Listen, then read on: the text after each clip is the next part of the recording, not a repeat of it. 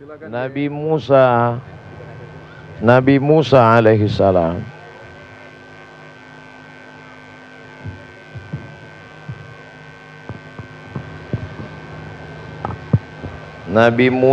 alaihi salam sudah hidup nyaman.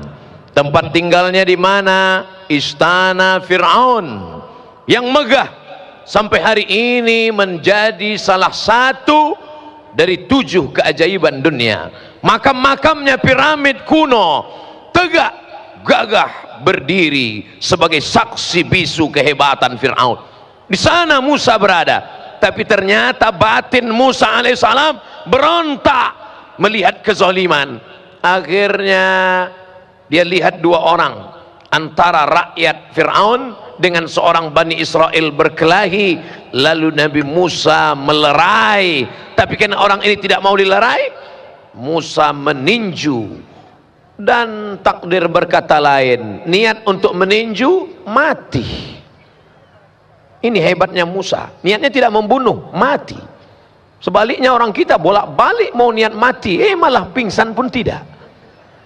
Musa marah Fir'aun. Akhirnya Musa terusir dari istana Fir'aun. Gagalkah Musa? Tidak. Kegagalan tidak pernah terjadi pada nabi-nabi Allah. Maka jangan pernah merasa gagal dalam hidup. Apa yang terjadi pada Musa alaihi salam?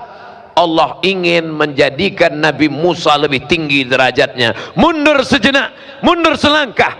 Hakikatnya Allah ingin mengangkat maju 3, 5, 7 langkah. Begitulah Allah mengangkat derajat orang beriman. Apa sebenarnya yang ingin diajarkan Allah kepada Nabi Musa alaihi salam? Bukan kalah, bukan gagal. Nabi Musa dididik oleh Allah subhanahu wa ta'ala. Lalu dia pergi berpetualang, berkenalan dengan Shu'aib.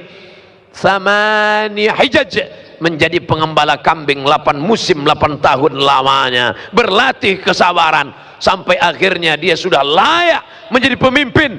Idhab ila Fir'aun, pergi engkau kepada Fir'aun.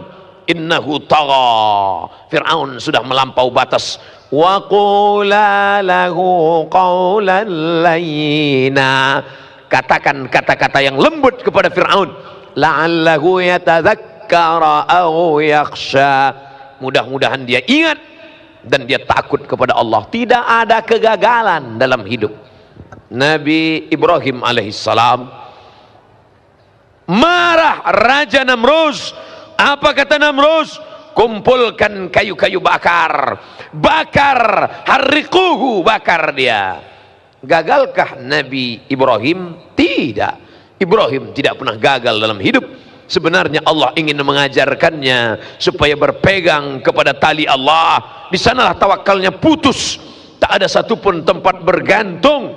Api menyala, tabiat api panas akan membakar, gosong, melepuh, hancur, menjadi abu, dihembus angin, hilang. Tapi Allah tidak ingin membuat Ibrahim hilang. Justru tabiat api berubah menjadi dingin. Ya nar, hai api, kuni bardan, jadilah engkau sejuk, dingin. Andai Allah hanya berkata sejuk, mungkin Nabi Ibrahim akan mati kedinginan, membeku. Tapi Allah tutup ayat itu. Ya narukuni bardan wasalaman, sejuk tapi engkau selamat bagi Ibrahim. Ibrahim keluar dari api dalam keadaan kedinginan. Dia tidak gagal, terikat dalam api, tidak gagal selama bersama dengan Allah. Tertelan ikan dalam perut, dalam ikan yang besar, di dalam lautan yang malam, kelam, gelap, di tengah laut. Kaki tidak menginjak tanah, tepian tidak tampak. Itu bukan kegagalan. Selama engkau bersama dengan Allah. Meninggal anakmu, kau tidak gagal. Hancur bisnismu, kau tidak gagal. Bersama dengan Allah. Justru kau gagal ketika ada kekuasaan di tanganmu, tapi tidak kau pakai menolong agama Allah. Hartamu banyak, tapi tak kau pakai untuk menyekolahkan anak yatim, membuka dayah pondok pesantren, mewakafkan tanah. Saat itu kau di mata orang berhasil, tapi sebenarnya kau gagal dalam pandangan Allah subhanahu wa ta'ala. Jangan ikut cakap orang. Wa in tuti aktsara man fil ard, kalau kau ikut penilaian orang, kalau kau ikut lembaga survei, kalau kau ikut pencitraan orang, yudilluka an sabilillah, mereka hanya akan menyesatkanmu dari jalan Allah. Bapak berhasil, bapak hebat, bapak tinggi, bapak berkuasa, tapi sebenarnya kau gagal dalam pandangan Allah karena tak kau pakai untuk menolong agama Allah. Sebaliknya, engkau yang sakit, engkau yang terduduk, engkau yang terpuruk karena meninggalkan riba, karena meninggalkan narkoba. Ustadz, dulu waktu saya masih buat dosa, hidup saya lancar-lancar aja. Sekarang sejak ikut pengajian, begitu pulang helm hilang. Allah bukan membuat engkau gagal, Allah ingin menghapuskan dosa-dosamu. Hai saudaraku yang menjadi korban tsunami, yang menjadi korban gempa bumi, kau tidak gagal, kau bersama Allah. Justru di saat munajatmu di tengah malam, kau berkata, ya Rabb, menetes air matamu, ya Allah, aku sudah berkeluh kesah kepada makhluk, tak satu pun dapat menolong. Ilaika asku dha'fa quwwati, kepada engkau aku mengadukan kelemahanku, wa qillata hilati, ketidakberdayaanku, wa hawani bainan nas, aku disepelekan orang, aku dianggap hanya lalat-lalat saja yang tak bermakna.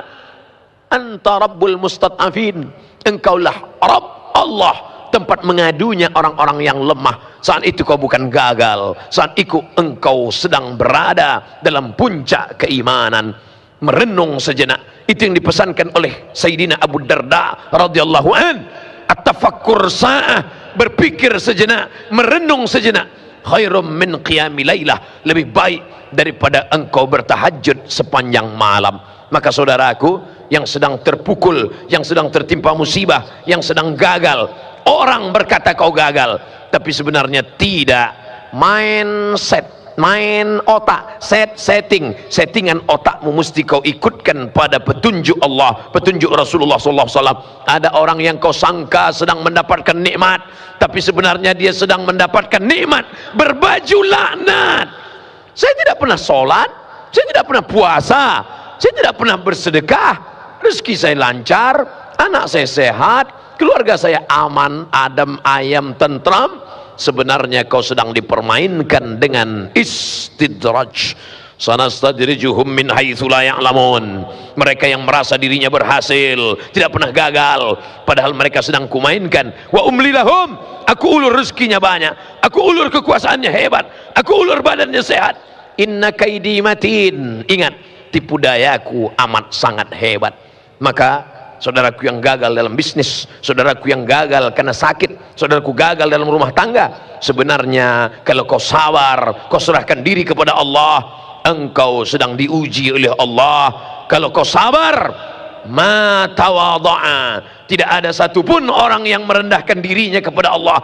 Kalau semua orang sudah tidak mau mendengarmu, maka berbisiklah ke tanah, berbisiklah ke bumi, maka makhluk-makhluk langit akan mengabulkan doa-doamu. Di sujud terakhir kau katakan subhana rabbiyal a'la wa bihamdih. Allah akan memperkenankan doa kita insyaallah. Amin ya rabbal alamin.